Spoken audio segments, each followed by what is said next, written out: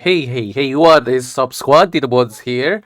How is your day today? Have you seen my previous video? So if you haven't yet, check it out, please, because it has the March event preview. And also, I also did a shorts video about, my meme reaction for the new troop team and city team in the coming March event. So just hop on to my channel and check it out later. Anyway, there is a certain topic that I want to discuss today, which I think would help and would benefit a lot of players. May it be free to play, may it be spenders. So this video will actually address the fact that it doesn't really matter if you are a strong player or a free to play player, as long as you know how to do the right builds and how to use your strength for your advantage. Really, this video will maybe at least make you do a facepalm when you see the atrocity of what I saw. So this was about a certain build. So you all know that I love swords. May it be the warriors, may it be the tacticians. Now the thing is, I have found a certain someone that I thought was a stronger March than me here in my secondary account or my alternate account. And honestly speaking, I didn't expect to win against that specific person, but we are not going to taint on his name or whatever. So everything you will see about this guy is going to be blurred to preserve his integrity and his privacy.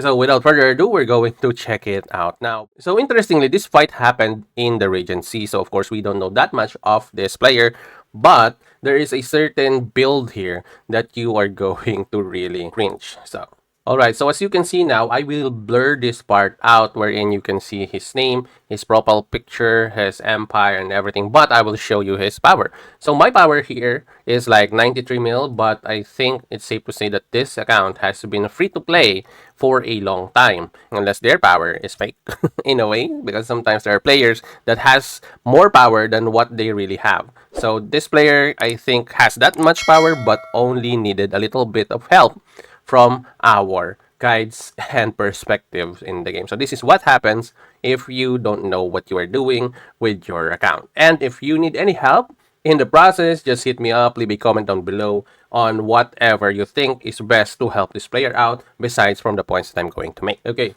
so as you can see here, we have here the levels of the heroes. Although, as you can see, there should be like at least a balance in the fight.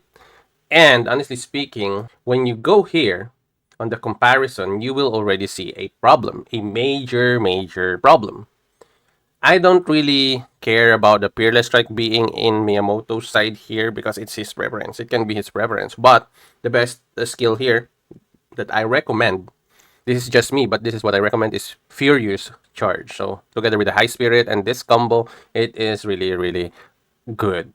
Now, the thing here is that, as you can see, the fight only lasted for 13 seconds. And as you can see, my troops is, essentially not the best yet. As you can see, we're not yet maxed out on our Zhao Yan here. We also have a purple gems on our troops equipment. Also, I will show you how much difference also we have when it comes to the equipment, especially looking at the rings now. As I've said, you will already have a problem. You will already do a facepalm after seeing just the ring combination of the player in this lineup. As you can see here, he is using a Nightwolf ring, NANI? Which we all know, or most of us know, since he used this here, is not for this lineup. We're going to do a fact check on that ring just to show everyone that we are not just tanking on this player. Okay. So first of all, I'm just going to let you see my build. So these are my equipment, right? So as you can see, we haven't yet reached the 4th star, at least open the 4th star of the 2 other equipment or armors. As you can see also here, we are lacking a lot of upgrades when it comes to the armor, especially this one. So as you can see, the armor on his side are all at the same level. As you can see, 3 stars and 1 tier. So those are his armor. So I know that you're going to say that I have more power because of the 4-star that I have on Lubu. So I have 2 4-stars there. But still, the other hero just only have like 2 stars, 3 stars, and the other are just 2 stars and 1 tier, something like that. So I don't really have that much power yet on that line. So for those of you guys, it's safe to say that it's a little bit on the fair level when it comes to the armor, right? And his gems, as you can see, are all red gems.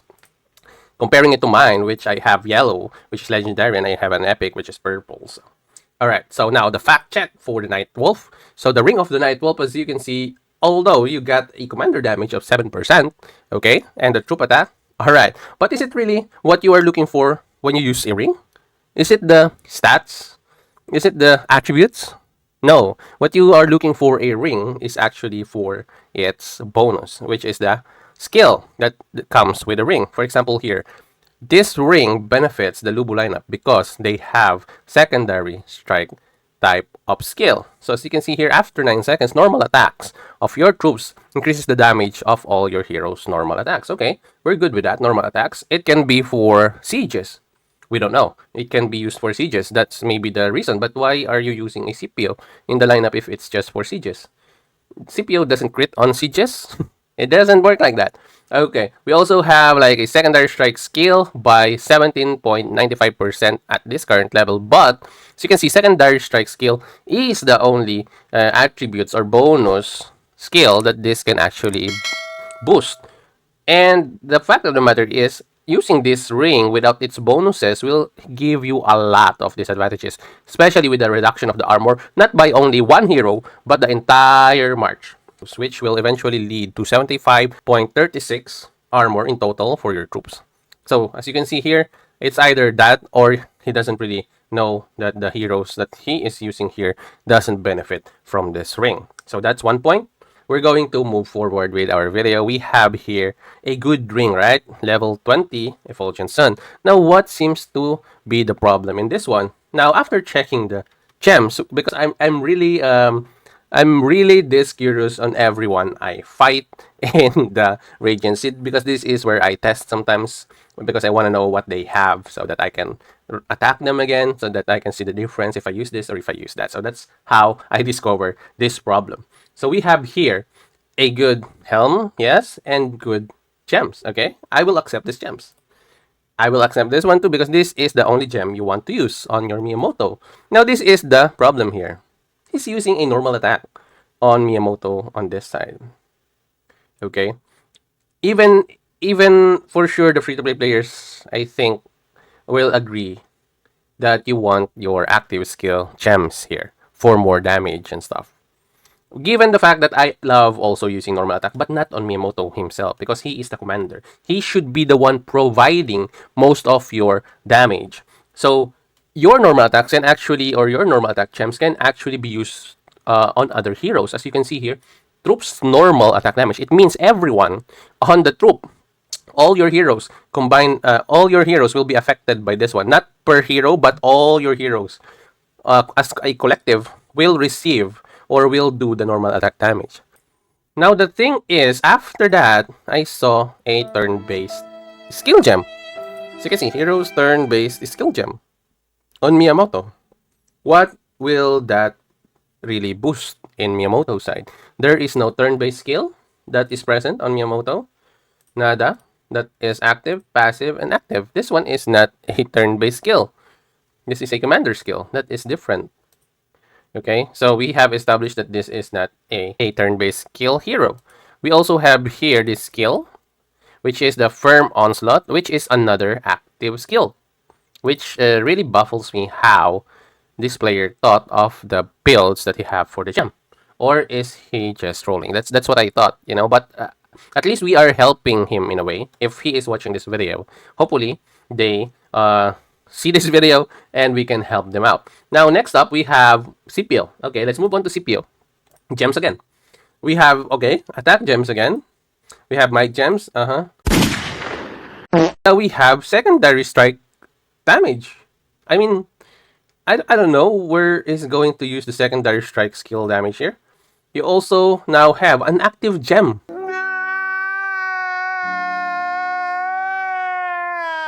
The gem clearly states heroes, not troops, not unit, but heroes. Active skill damage. It's supposed to be on a specific hero that does heroes active skill damage. So it should be on a hero that has it, which is Miyamoto. It should be that. Or maybe he just mistakenly exchanged the active skill gem for Miyamoto, and maybe he want to use the turn-based skill on Scipio. We don't know, but Scipio does can benefit from the turn-based skill gem because his King's Blade is a turn-based skill. That makes sense. Now, the other skill of Scipio are passives, so there's actually not no other way you can use that active skill gem on Scipio. Now, I think he misplaced the gems, but hopefully he just misplaced it. But still, we want to help, so hopefully he realized that one. Now, we also have here a problem with Lagertha. No, it's not actually a problem. I do use also all attributes here, but this one, as you can see, he has a good levels or amount of hero active skill gems. Maybe he just misplaced the gems. That's what I think. But still, bro, you should be aware of what you're changing because it will cost you sometimes. If you're in the battlefield, you're a 140 mil player, and you misplace your gems and you haven't really realized it for sure. It's going to be a problem. But as you can see here, these are all attributes gems, right? And then on his boots, on the Lagerta, he has also all attributes. So I think he intended to use the active gems on Lagerta in a way, but I think if not, his thinking is that he wants to use more active skill gems on Lagerta because Lagerta will have more activations on her side. That's going to be a problem because these skills are needed for your Miyamoto, especially that your Miyamoto is rocking an Effulgent Sun. So the Effulgent Sun is also, as you can see earlier, is an active type of skill, or has or possess an active type of skill, which the active skill gem will really have a lot of help for this Effulgent Sun also because it is an active gem. So it doesn't really matter if this is not Miyamoto's actual skill, but it will help Miyamoto's Effulgent Sun ring to deal more damage. Another one is that he's using a Peerless Strike here also. If he's using that with the active gems, it will eventually add more damage here. Plus, Miyamoto's signature active skill will always also be activated, which has or deals much more damage. As you can see, 390% rather than Lagerta's 200%, which I'm going to show you now. As you can see there, 210, sorry. But it's more than that. That's why it should be on Miyamoto's side. So may it be just a mistake that he interchanged the gems, but we still want to address that fact. And in the process, you guys who are watching, and if the player is watching, can learn through this video. So make sure you always check your armors if you have the right gems on them, and for sure understand the hero for the rings and the gems that you can actually use. But anyway, let's move on with now the mounts. Now, your troop secondary strike skill damage taken reduced by 2.04%, which is actually acceptable, maybe countering a Lubu, something like that. But still, you want an overpower here. You want that 9% of damage, 8%, 10%, sometimes 11 to 13%, depending on your luck with RNG. That's what you want. So, really, the best one after Sunder for your hero, Miyamoto. Now, what he also has is acceptable, which is Blazing Edge. Now, as I've said earlier, I think I haven't yet really mentioned it, but Blazing Edge is only going to be good in the battlefield, fighting other players. Now, the thing here is that you wanna have a secondary adornment for this hero that you can interchange when time comes. You wanna play the field, go use the Blazing Edge. But if you wanna just do PvP in the arena or do other stuff like attacking rallies, something like that, you want something that can actually deal damage. That's what you wanna do. Now, next up, we go with Scipio. So you can see here, Thunderbolt is also acceptable if it is on Miyamoto's side, because Miyamoto is the one that is doing the critical, not Scipio. During this state, as you can see, your commander, signature active skill can deal critical strike or reduce critical strike with a critical strike rate increased by 20%. Now, that just sums it up. So don't use Thunderbolt on your Scipio. Please don't do it. I want to tell you guys, Wave Breaker is actually used also on Miyamoto or maybe on Lagertha. But using it on Scipio doesn't really make sense to me. You can use either defensive adornments for Scipio. In a way, you can actually do also that. Or if you want to be really on attack mode, you can use a Thunder here on Scipio if you want to be doing damage. That's what you can do because Thunder can also do that.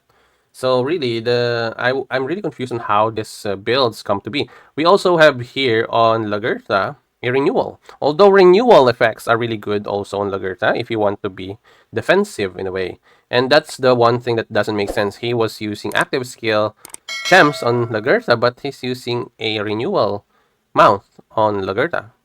So it could be acceptable if this one is also an overpowered traits.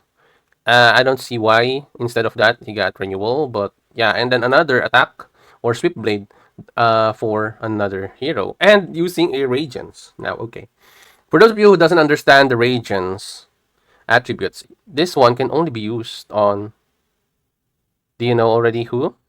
Of course, yes, King Arthur. So we have the Blessing of Glory state, which your King Arthur actually possess. This is actually a King Arthur specific trait.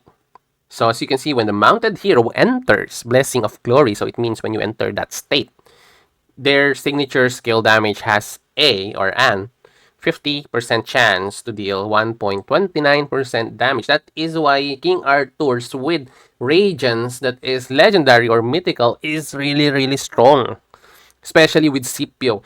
Yeah, I think we're done with the dissecting this build as a like a surgeon. And the other things can also easily be fixed. Just this player just need to realize the things that's wrong with this troop. I should have been losing this battle, or I should have lost this battle, especially also given the fact about the buffs.